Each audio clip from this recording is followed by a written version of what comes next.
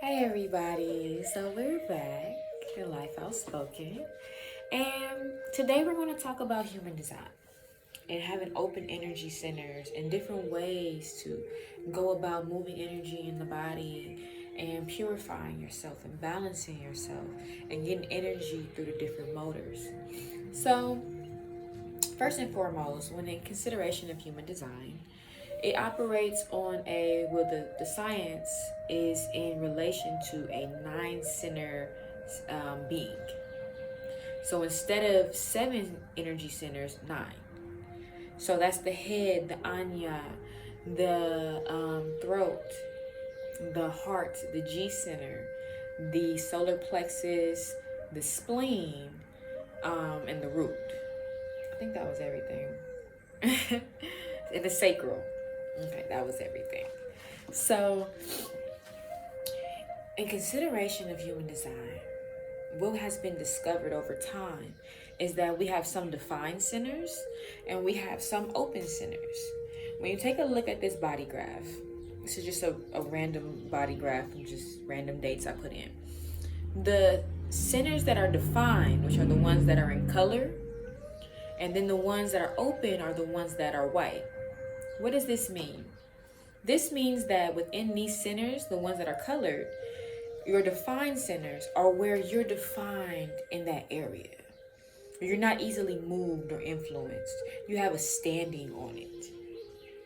How you operate, your ideals, whatever it is, depending on that particular center, rather if it's willpower, if it's love, if it's emotions, emotional wave, if it's your ambition and life force energy, all of those things. How you think, how you answer questions, how you communicate and manifest. Depending on the particular center and what it governs, if it can be easily influenced or not. So when something is defined, that's just you. That's how you feel about it. That's how you are designed to operate in that way. You're more defined. When it comes to being open, now you're literally open to other energies, to other thought processes, to what the world has going on in involving that. And it's very important to know where you are open, because what happens is, or what I tend to feel in my open centers, is you start to wonder in regards to those particular definitions. For example, if it's love, you may start to wonder about your self-worth. You might start to wonder in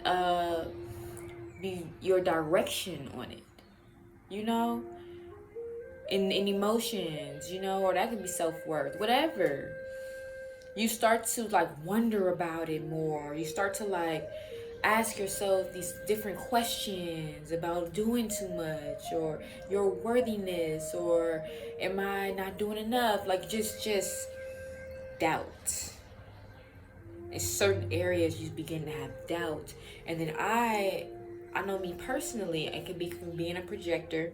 So I'm learning as people experience life differently and they feel things differently.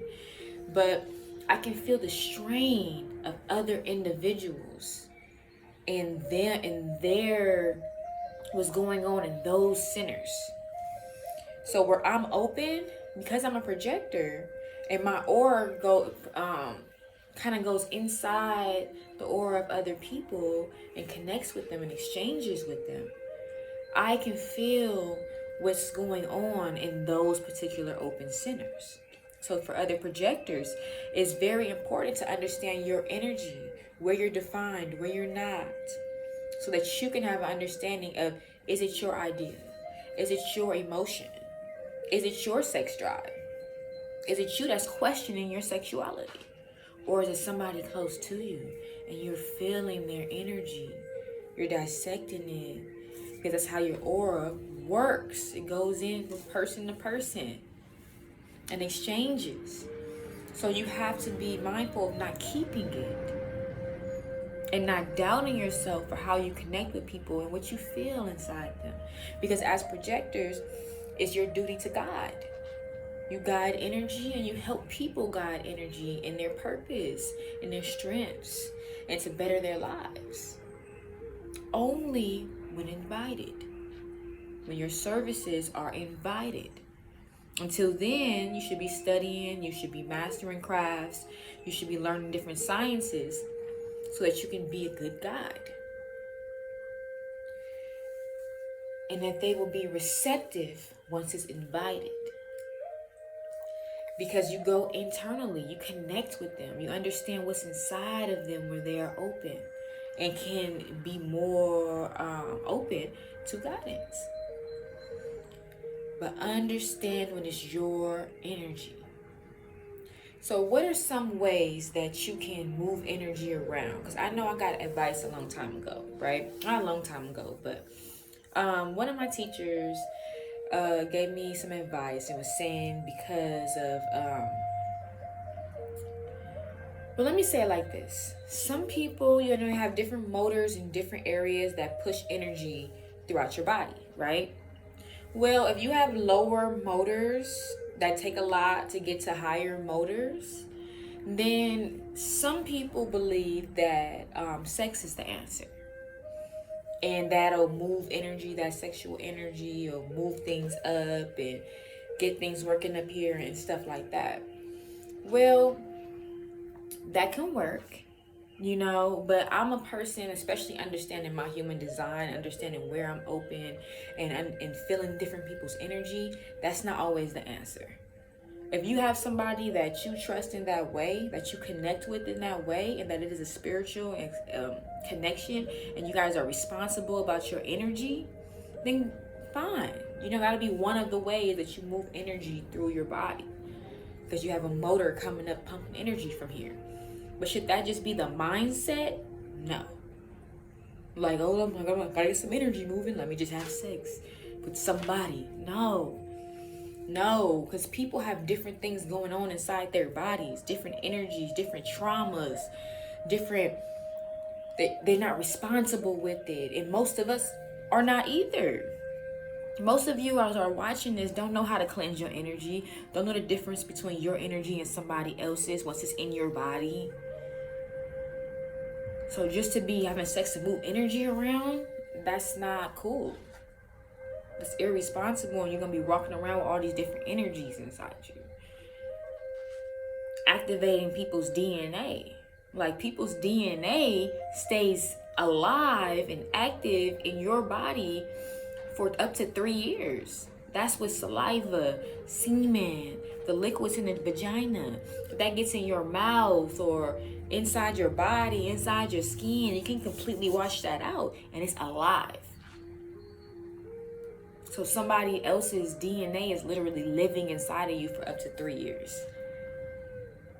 You can be activating their DNA. It's irresponsible to just be collecting DNA. So that's not necessarily good advice for single people. Like if you're in a relationship or you already are building with somebody, you're cultivating this energy with this person responsibly, then yeah, that's a way to move energy around, and you teach each other how to do that, and you work with each other. But just like, you don't have a partner per se, and it's like this person, okay, this person, I just need to move some energy around, let me practice. No, that's not where it's at. That's not where it's at. So then you ask, so what do we do? What do we do? How do we move energy around if that's not a way to clarify some things and manifest and move energy from the bottom to the top? So when I have to ask myself those kind of questions, and I think about the results that I'm looking for. I think of master teachers or, some of the greats like Baba Kalindi, when he said, if you're not doing what the ancients is doing, it's because you're not doing what the ancients is doing. Y'all go hear me say that a lot, because that pertains to a lot of aspects of the journey. So if you're not moving energy from here up to here, why not? Why are you not in control of your energy? Do you not understand energy? What were the ancients doing? Okay, let's go back in history. When you look at any indigenous culture, especially in Africa, but even a part of the diaspora, What are they doing at every celebration? Rather if it's a transitioning of life, if it's a wedding, a birthday, a moon cycle, the phases of the earth phases, and for the crops, whatever it is, a baby being born, whatever. What are they doing? Dancing. Part of Eastern medicine is dance.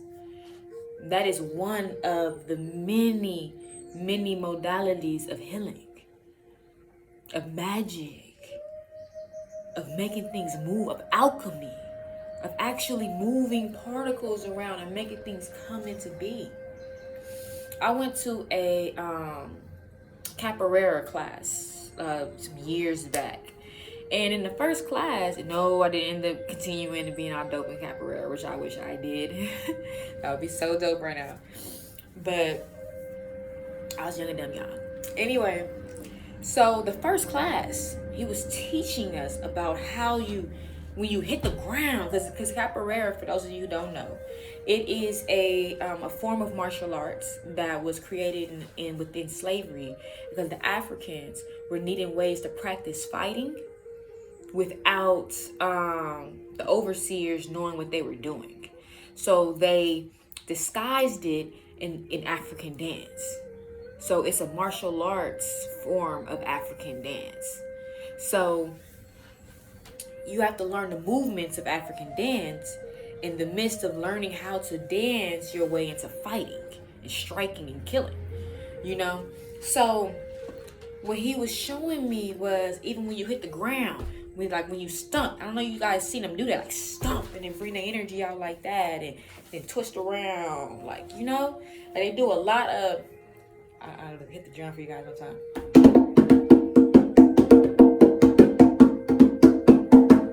You feel that? Let me move it to the side. You feel that? They get the drums going. They get the drums going and moving their energy, and they hit the ground. What does that do? What does that do? The earth, it makes a shock wave to the earth. So that energy shocks up through the body and out the body, creating an orb wave of energy and information. What do you see them doing? Moving their body, moving their pelvises, moving their back, bringing it out, bringing it out. So what do? You do what the ancients were doing. Move your body. The circular,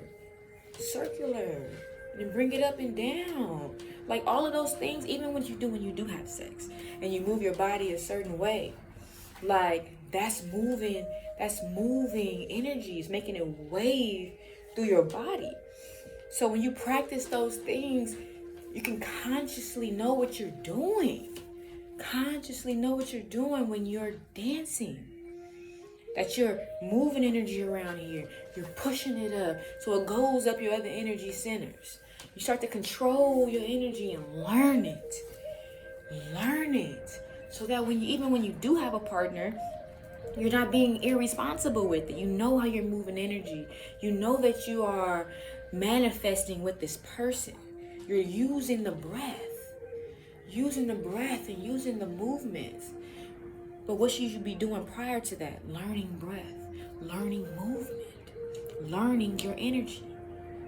Before you give it to somebody else or take in theirs, now you got all this energy inside of you. I can see it in people. I see it in my clients. I see it in people around me. I see how certain triggers bring it out. It's like different parts of their life comes out from different things, and it's like living in them. Like its own spirit, like this darkness that becomes. So don't abuse it. Don't abuse it. Learn it, understand it, and do as the ancients did. Dance. Dance. It's a reason why as Black women, we get the urge to shake our hips, to make things vibrate. It doesn't have to be sexual, because it didn't start like that. You're literally making energy move. Ooh. Ooh. What do men do in African dance? A lot of hip thrusting. They do a lot of hip thrusting. You think if men dance a lot and move their energy consciously, I don't think it'll be as much like cancer in those areas. Prostate cancer and urinary, like, you know, all of the cancers and different, because that's energy balled up going through shit.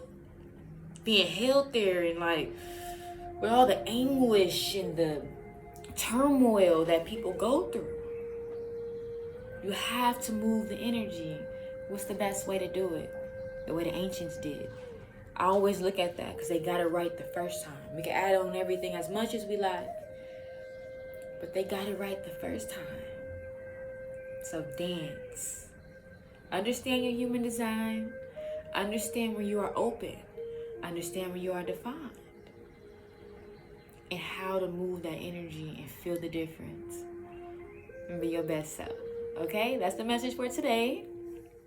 If you do not know your human design and you're interested in having a reading in that regard to understand your energy centers, to understand your authorities, to understand different aspects of yourself, whether it be in relationships, your mentality, and just kind of have a strategy, your careers, you know, kind of have a strategy of how to operate and move in life without resistance and be more of an alchemist.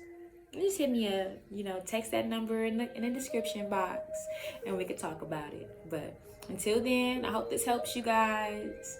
Have a great day.